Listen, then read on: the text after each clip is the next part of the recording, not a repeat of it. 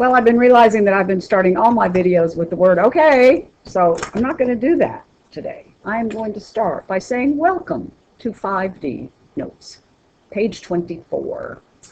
So we've got one more form of a line that we're going to need to talk about. So before we actually learn the new form, I want to review the ones that we've already done, the point slope and the slope intercept. And I want you to, in your mind, be thinking about getting used to the idea of going back and forth from standard form to point slope to slope intercept and vice versa. They all can represent the same exact line on a graph. They're just written in different formats.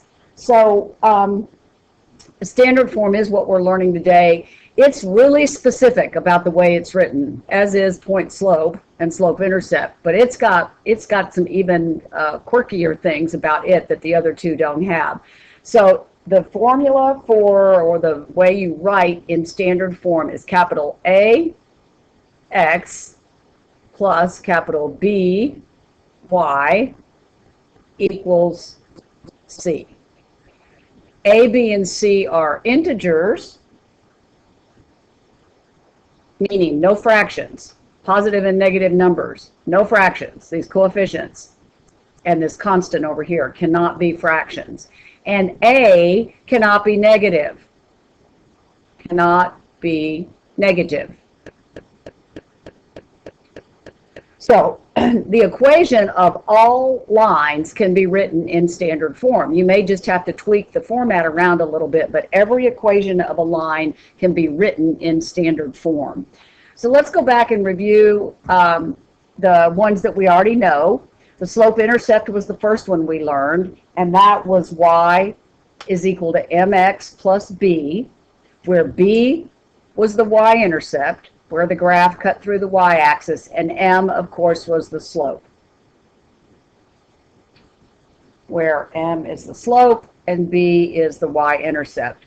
Point slope was the one that we did in 5C, and it looked like this. It was y minus y sub 1 equals m x minus x sub 1, where the ordered pair x1, y1 is a point on the line, and m, again, is the slope. So this is a little bit of a review.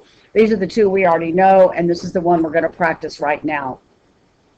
So let's do example number 1. We are given a point on the line.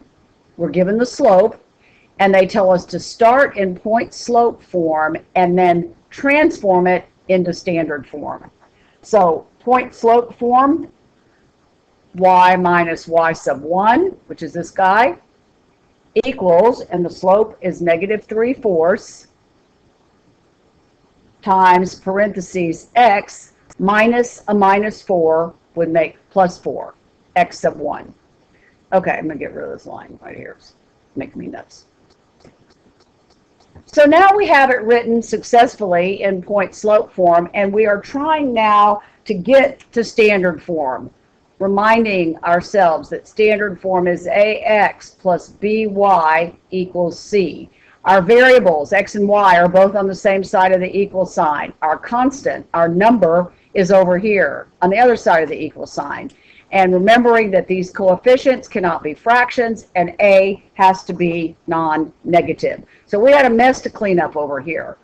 We've got to get rid of the fraction. We know we have to do that because we can't have fractions as our coefficients. So there's two ways to do this. You can distribute negative 3/4 and negative 3/4, and then you still have a negative 3/4 x. You've still got a fraction to deal with. So I think what I'm going to do is just clear the fraction out to begin with. So this is y over 1, 1 over 1, 3 over 4, x over 1, 4 over 1. So 4 is our lowest common denominator, and I'm going to multiply each term times 4. So when I do that, I get 4y minus 4 is equal to, and then this guy distributes to this thing in its entirety. This is considered one term. So when I multiply this guy times 4 over 1, the 4's cancel, and I'm just left with minus 3 x plus 4. So here we go. Now I have no denominators. That's a good thing, other than 1. But our x's need to be together, and we can't really do anything until we distribute this negative 3. So that's the very next step. 4y minus 4 equals minus 3x minus 12. As you can see, there's lots of places to make mistakes in here, so you have to travel carefully and slowly. All right, so that's good. Now I'm freed up to get my x's over here with my y's. So I'll add 3x. I'm going to run out of room here, to both sides, and I end up with 3x plus 4y minus 4, that guy's still hanging out there, is equal to minus 12. So we're almost finished. Let me write him up here. 3x plus 4y minus 4 is equal to minus 12. This minus 4 needs to be over here with this minus 12. He's a constant. He belongs over here. So I'm going to add 4 to both sides. And I've got 3x plus 4y equals minus 8. Now I'm ready to ask myself, is this really standard form? So, is the a positive? Yeah, he is. He's positive 3. That's good.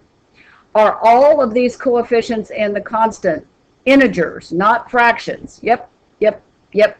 My x's and y's are together. My constants are over here. So I can say, yes, indeed, this guy is in standard form.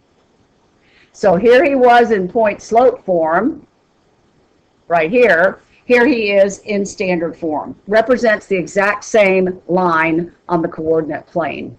Let's do one more of these.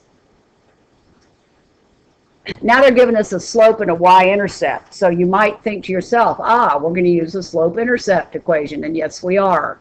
Remembering that this y value is the b. This is the y-intercept and the slope. So slope-intercept form is y is equal to mx plus b. So y is equal to 3/5 x plus 3/2. That's the b. So we've got, this is point slope-intercept form right here. That's all looking fine. But we've got to work our way to standard form. So I'm going to write the standard form again, where a and b and c are not fractions, and a is positive. The x and the y are together, and the constant's on the other side of the equal sign. So we're going to deal with the fractions first here. I've got a denominator of 5 and a denominator of 2. So I've got to multiply through by a common denominator for them, and I'm going to choose 10 because that's the smallest one, smallest common denominator. And I've got to multiply each term, 1, 2, 3 terms, by 10. So when I do that, I get 10y equals, and 5 goes into 10 twice, and 2 times 3 is 6x. 2 goes in, plus 2 goes into 10 5 times. 5 times 3 is 15. So my denominators are cleared, my fractions are gone, and now I just need to keep on keeping on to get it to look like this guy right here. The x's and the y's need to be together. So I'm going to subtract 6x from both sides. And I get minus 6x plus 10y. We write the x term first. Equal 15. So this is all well and good. We're pretty close to being there, except we have to remember that this guy, this coefficient, is non-negative. Negative 6 will not cut it. So we have one more step to clean this up. We are going to multiply through by negative 1. And when we distribute a negative 1, remember it's legal, as long as we do it to every single term in our equation, we haven't lost our ability to put an equal sign there. We're going to get positive 6x minus 10y equals minus 15. And now you are in standard form. Right here. So we started with this guy, the y equals mx plus b form. We did all kinds of manipulations to the equation to end up where we were told to be, which is standard form. Thanks for watching.